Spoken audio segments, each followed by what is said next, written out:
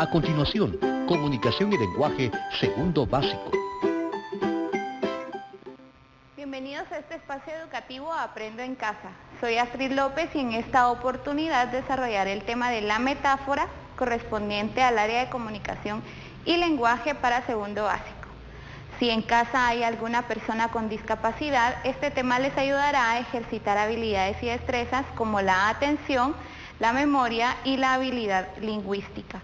Hoy en la interpretación de lengua de señas nos acompaña Lori. Hola Lori. Antes de empezar, te recomiendo que laves tus manos con agua y jabón o utilices gel antibacterial y que tengas tus útiles para poder trabajar en la sesión de hoy, también tu guía de autoaprendizaje. Dentro de esta guía de autoaprendizaje vas a encontrar en algunas de las páginas ejercicios donde vas a tener que trabajar en el tema de la metáfora, por lo que te pido que prestes mucha atención a lo que significa la metáfora y cuáles son las características o elementos que son parte de ella. Vamos a comenzar con algunas frases que tal vez has escuchado y que pues corresponden a metáforas. Tus ojos son dos esmeraldas. Otra frase, tus cabellos son de oro. También, voy a tomar un avión a Marte. Tus ojos son dos luceros. Y la última de las frases, el rosal del jardín es un volcán encendido de color. Estas frases corresponden a metáforas, pero para que puedas comprender el concepto de metáforas, vamos a conocer qué es una metáfora, la definición, a qué corresponde y algunas características de esta forma de escritura. Pues es una expresión relacionada a un objeto o idea particular que se aplica a otra palabra o frase para dar a entender que hay similitud entre ellas. O sea, cuando utilizamos la metáfora, estamos comparando un objeto o un elemento real con un elemento imaginario o un elemento irreal. En el ejemplo, tus ojos son dos luceros. ¿Cuál será el significado de esa frase? A ver, comenta ahí cuál es el significado de la frase. ¿Qué idea te da la frase de cuál será, de tus ojos son dos luceros? Pues en esta metáfora que se te presenta, están comparando los ojos, que es un elemento real, con los luceros que hacen una comparación. Entonces a esto se le llama metáfora.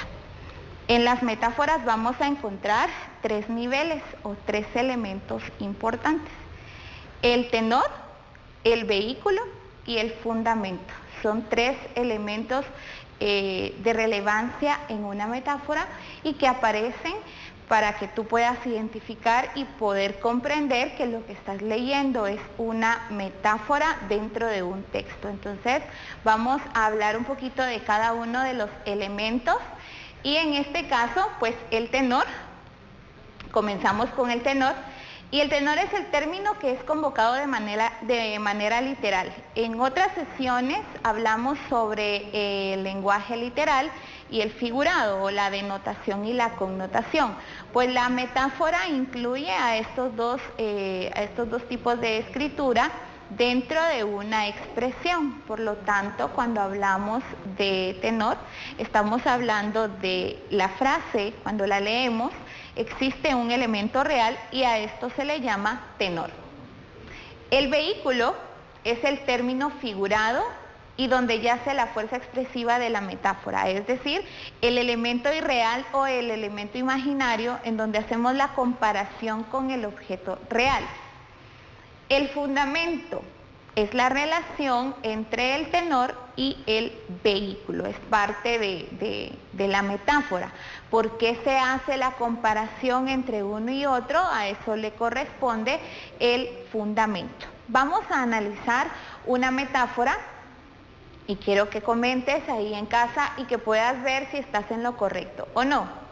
Sus cabellos son de oro.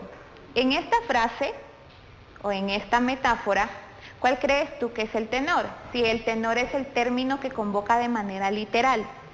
cuál de los elementos está hablando o se está refiriendo a una idea real.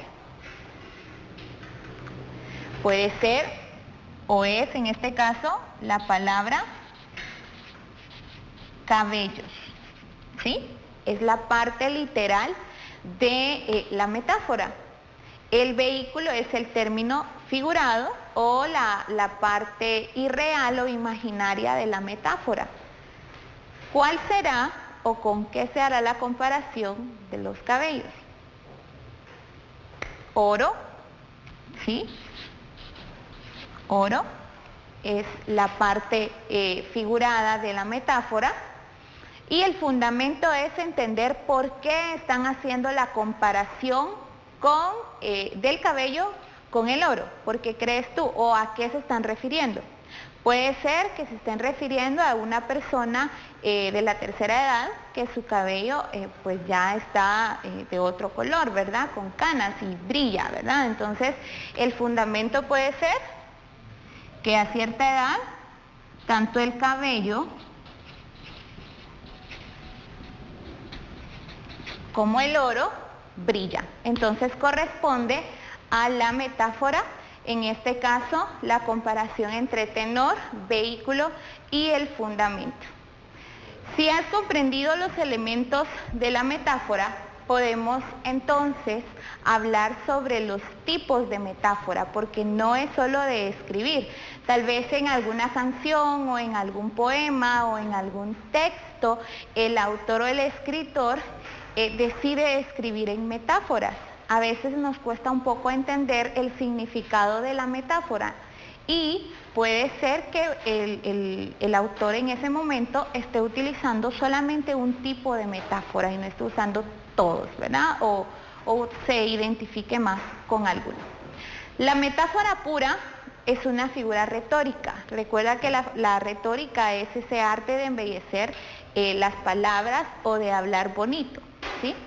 En esta parte se sustituye un término real por otro irreal. O sea, es la metáfora que vemos comúnmente o que leemos comúnmente, ¿verdad?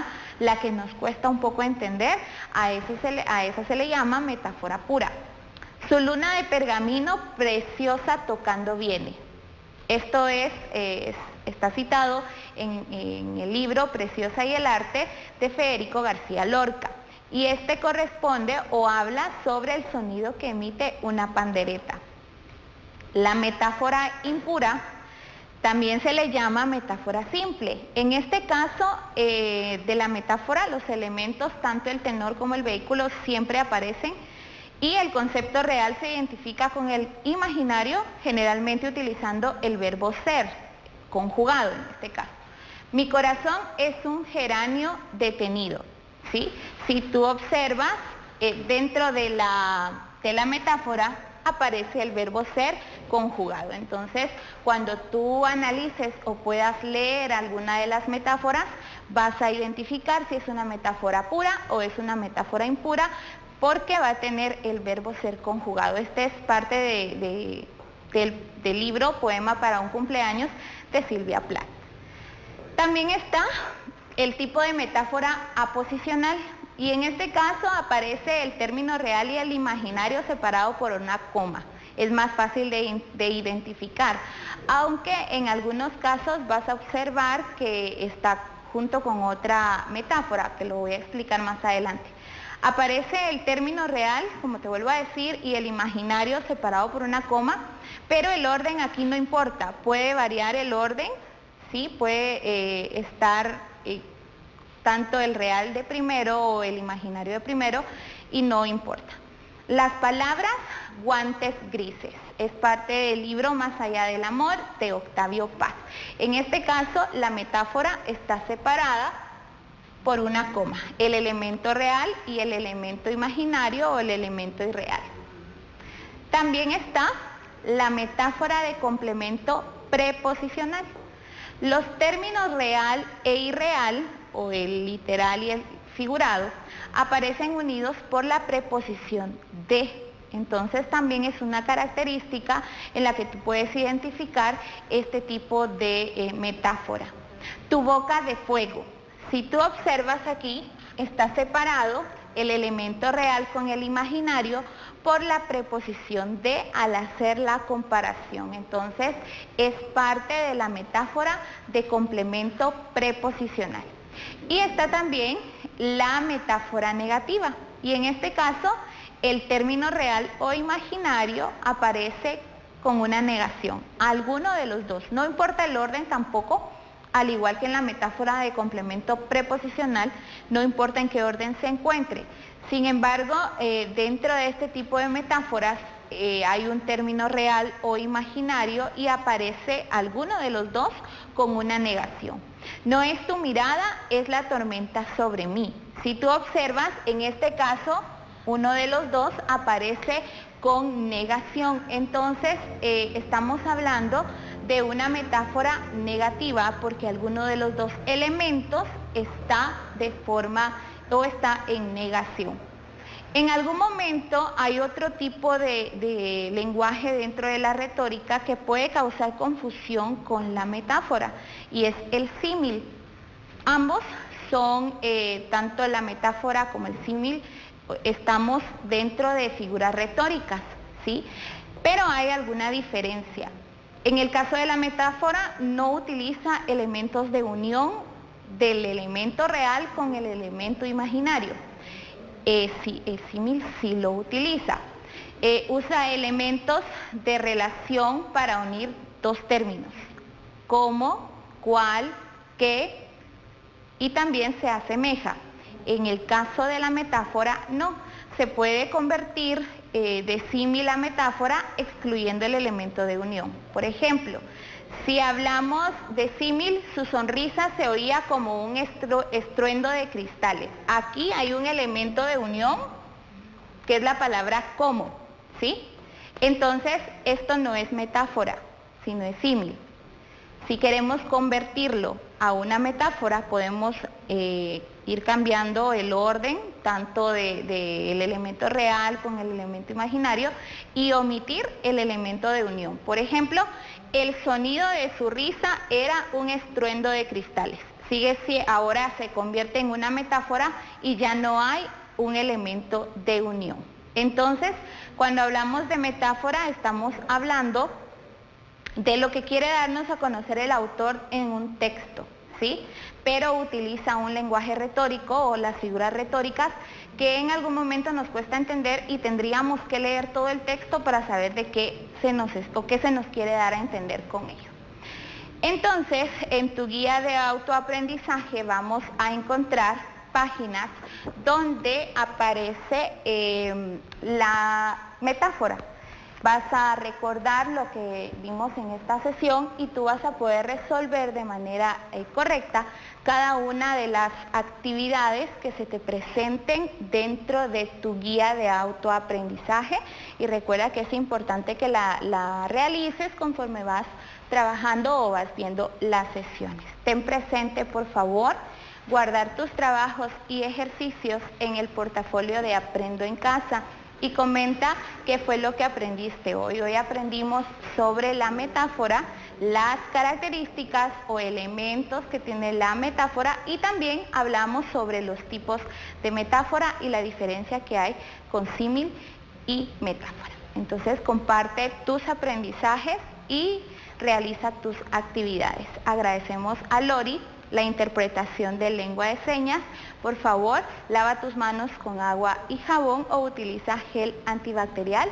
Nos vemos en una próxima oportunidad y recuerda, quédate en casa. Hasta pronto.